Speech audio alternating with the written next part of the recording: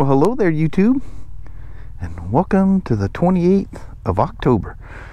I have a little window that I can go for a rip. That was over us, but everything was wet, and finally it dried out. And Kelly goes, well, if you're going for a ride, you better go quick, because all that's coming. So she's in there doing dishes. I said, you don't have to come out and say bye. I'm just going to go for a little neighborhood rip. Take the peeps along. I do have the tag on there, don't I? Take the peeps along and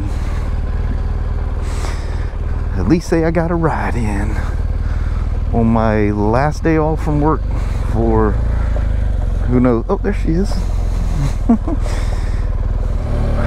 I have to start you off with this. I was coming down the hill there and I thought, man, I haven't gone up my little hill, checked that thing out yet. It started raining on me coming down the highway though, so I'm not going to venture out here and get into a safe spot where I'm not turning around in a blind turn. Make sure there's nothing behind me. There's not. Execute the U-turn.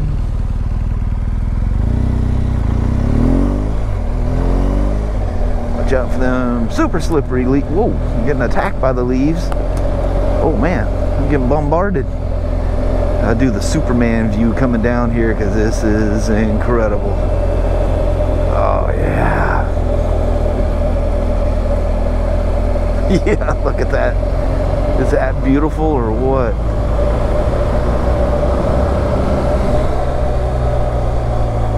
Had the shield up because it was a pretty good spray I was getting.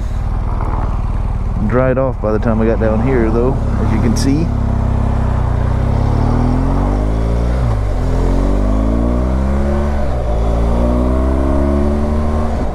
So if you guys notice, when I'm out goofing around, I actually use speed Shift Assist Pro. I use it improperly. You're not supposed to like blip the throttle. I'm not blipping, I'm dropping the throttle. See, you're supposed to just hit the button or hit the shift lever and it shifts. And it works best if you're off throttle going down. You can watch the gear indicator. And it works best if you're steady or accelerating when you're going up. But I'm so used to shifting bikes without Shift Assist Pro, without using the clutch, I just can't get that out of my psyche. So if you see me doing a little hand action, that is actually not the correct way to do it, but I found a way to make it work smooth for me. So when I think about it, I do it correctly, otherwise I do it wrong. Just steady, just watch steady throttle, watch the gear indicator, and it just very smoothly shifts. Then if I let off, very smooth down, no herkies, no jerkies. BMW says they're not doing it, just like BRP said they're not doing it. Nobody says they use a special oil for break-in, but I don't, every one of these things, after I do the first service, first thing I notice is they shift like a glove. They like automatically get really smooth. So I think they're using something different. There's no evidence that they are whatsoever, and they say they're not, or at least they say not that we're aware of. So I think there's some kind of a break-in oil. That's, oh, look at that. Oh yeah, that's about the prettiest this will get right through here.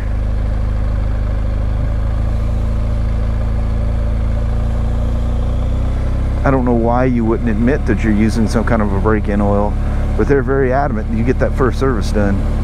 You do not want to skip that first service.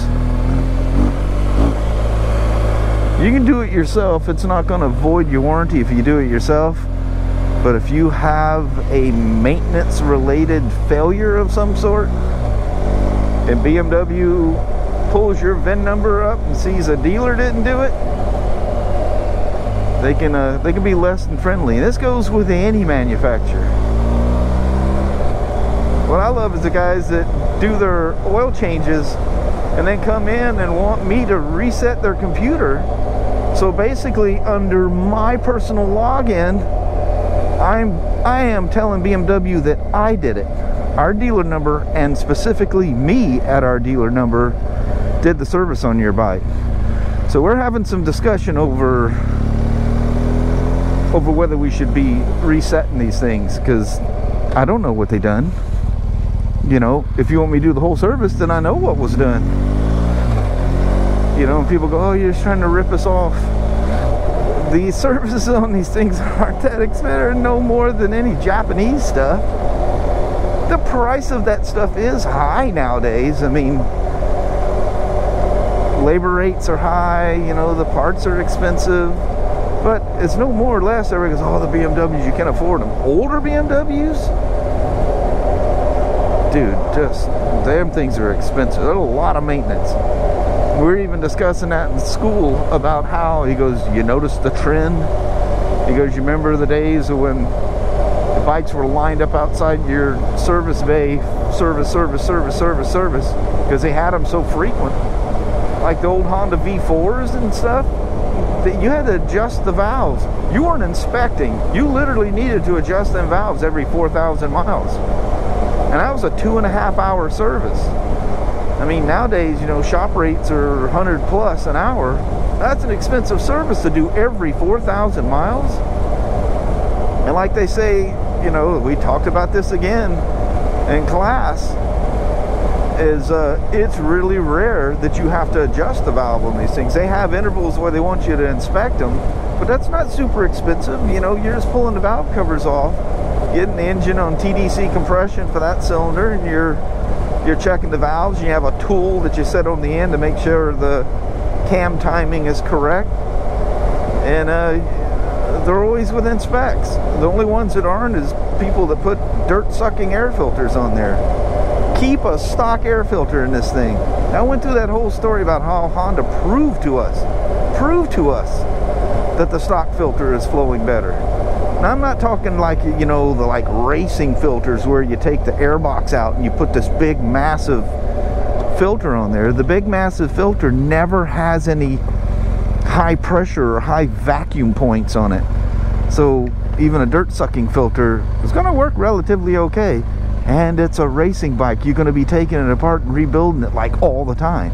So none of that stuff's really important. Let's go down here and see what this is like. Sorry about that. I was just kind of one of those last second decisions. Oh. She's in full safe mode there. What? See the intervention light coming on? Because I'm in a dynamic road. It doesn't like me messing around out in the dirt. It goes, whoa, you're on a slippery road. I'm gonna save you. Look at this. That is amazing. Oh man, that's so cool. Ooh, there's a hidden stick underneath there. Them suckers will get you. Especially when they're hiding under some wet, slippery leaves. These things are so fun. All that power.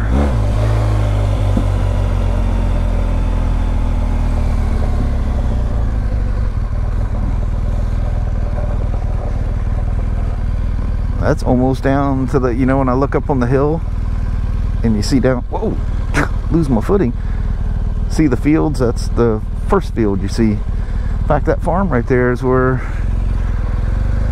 when we moved into that new house, the first horse we bought was for them folks. That was old Deputy. He jumped out of there and scared the hell out of me. Yeah. Scared the hell out of my kids. Where were they at? Right here. Oh, they see this, looks like a transformer coming down the road, huh? Right, yeah. You just out cruising around? Yeah, I'm just goofing around. I live off of 505 over there. Charlie, you're good. It's one of my little routes I take just to get a ride in while it's dry. Alright, yeah.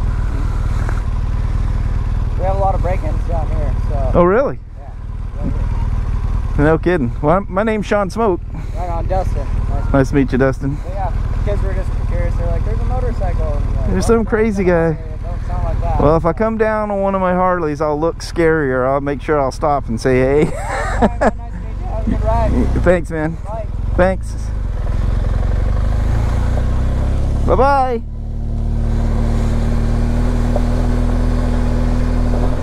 Wow, that's not good to hear that they're having break-ins down there. Because that's not too far away from where I live. But I got things in place that even if I'm at work, when somebody rolls in, not only do I see it, I get alerted. And you got to be modern nowadays.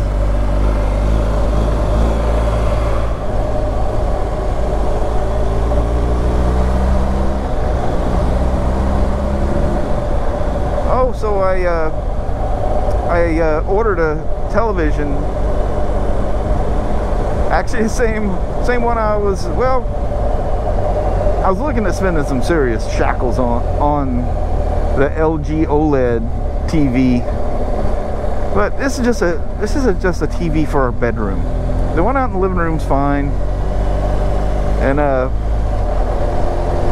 so I mean, I don't need a super, it's in our bedroom. I don't need a super huge, I don't have a massive bedroom. I think it's 15 by 20 is the size of the bedroom. I think that's what it is. I think that's what we measured out. Maybe it was 15 by 25 or whatever it is. But anyway, so it's a small room. And the TV I have in there now is a 43 inch, and that thing just seems massive. I mean, it's been there for years, and still it just seems massive because you're, you know, in relatively close quarters to it. So anyway, I did some research and reviews and stuff like that, and man, I don't need to spend $3,000 on a, I mean, even though that screen is really good, but looking through it had all, I mean, I don't know if there's like 50, 60 TVs on display, and you know how they're always playing their like show off little footage that they show, you know, flowers and sweaty bottles of water, you know the what I'm talking about, that they show to impress you with their awesome screens. Well, there was two different sized LG OLEDs there. I think it was a 43 and a 50 they were shown, or maybe it was a 50 and a 60. I don't recall. So anyway, so I'm walking down the line and I'm thinking, man, that's so nice. And that's the one that Kelly and I were just jaw-dropping at. So anyway, I'm walking on down the line, and you know, as the TV goes, there's other LGs and Samsungs and Signa, Philips, all the different brands they have out. And I get down almost towards the end, and man, I'm like, wow, that must be another one of those OLED ones. And I'm looking at this thing, I'm going, what the heck? It's a Vizio. It's the Vizio, the new for 2018, the Class D 4K HDR 120 megahertz frame refresh rate, and man, you're talking out of all them TVs, and I mean the price varies greatly. Out of all them TVs, that Vizio clearly the closest to a true OLED. It's an LED TV, and anyway, amazing picture. And I have had the most phenomenal luck with Vizio TVs. I decided to go for a quick little rip, take you guys along, and I'm going to Kelly and I are going to drive to Chehalis and grab that television. And it'll probably take me a while to set all that up. But anyway, that's going to conclude the riding part of today. So I will chit-chat with you guys here in a little bit as we're taking off for Wally World. See ya. Sashi, she's so prissy, she doesn't like the rain, nor does Danny. But yeah, I walked in there, took my helmet off, and started downpouring, getting the Beamer all wet. Oh now. Yeah, buddy. Here comes the rain. All right. Get everything put away here. Well, off we go into another rain drive. What are you doing? Ready to tackle the rain again there, Mama? Yes. All right. Lord help us. We're back at Walmart's again. I know it. At least we're going with a mission. She's still a dumping. It's just a light rain, but rain nonetheless. Yep. Products in the vehicle. This is the one ended up getting great reviews, and man, I've had so much luck with Vizios. And that's a huge TV for our bedroom. We got a 43 in there now, and that thing is massive looking. So this will be bigger and nicer in the screen. Whew. Yeah, she's nice. She's real nice. GC's getting all festive. We're gonna swing in here and have us something to eat. Yes. We haven't ate here in quite a while. I know. Yeah, buddy. You don't walk out of here very easily. No, you got after one of their meals. Them truck drivers must be some hungry people. Give you an idea. There's my hand. It's longer than my hand. It's so good though. Mm-hmm. But you can't eat it all. Nope. It's good for the next day. Yep. Too. Woman? Yes, sir. Are you anywhere near as full as I am? Oh. And we left half of it behind. Oh, we're bringing it with us, but God, it's wonderful out here. I don't know what the temperature is, but it's not raining and it just feels fantastic. Jeez, I forgot I had the TV back there. It freaked me out. I got that to deal with tonight too. All the setup and everything. TVs aren't bad. Little GC's dinner was fan-freaking-tastic. Oh my lordy, that was good. Yeah, really good. Well, hello there, YouTube. We made it back safe and sound. Both quite full. Now it's time to take a nap, but yep. It's 20 after 7. Yeah, can't go to sleep yet. Yep, I got TV, videos to build, and I got lots to do. Yeah, we got stuff to do. Well, I'm going to roll out quick and make this one fast. All and right. Thank you guys for hanging around, going for a little ride, and hanging around with the mom and I. We're doing some more goofing off up north in Chehalis. Yep. So I'm going to roll out and get the evening going here. Alrighty. Well, thank you guys so much for watching. We really do appreciate it. We will talk to you tomorrow. Same smoke time, same smoke channel. Don't forget to give her a thumbs up, and I hope your Monday or Tuesday are wonderful. Heck yeah. Yep. Back to the old grind tomorrow. Yeah. See what, boy, I bet they got some stuff stacked up for me. Oh, yeah. Some projects, and who knows. We'll sort it all out when we get there tomorrow. Yep. All right.